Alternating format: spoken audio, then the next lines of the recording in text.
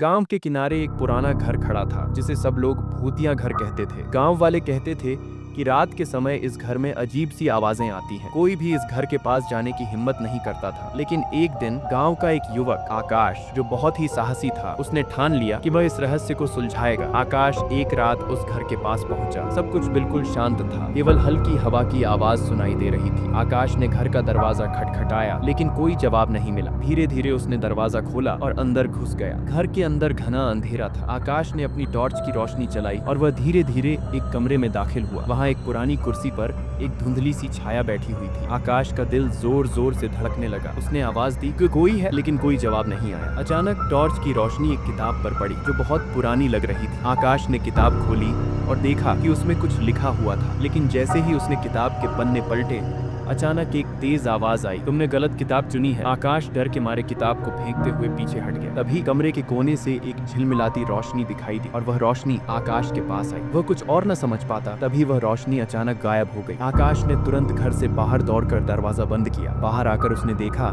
कि वो पुराना घर अब पहले जैसा शांत था, लेकिन आकाश का दिल अभी भी डर से कांप रहा था। उसने सोचा वो जो भी था वह यहाँ नहीं था, बल्कि वह कहीं और था। वह घर फिर से वैसा ही खड़ा था, लेकिन अब आकाश ने ठान लिया कि कभी भी उस रहस्य को फिर से नहीं सुलझाएगा। कहानी का संदेश: कुछ रहस्यों को सुलझाना ठीक नहीं होता, क्योंकि कभी कभी हमें उन चीजों से डरने की जरूरत होती है जिन्हें हम समझ नहीं सकते।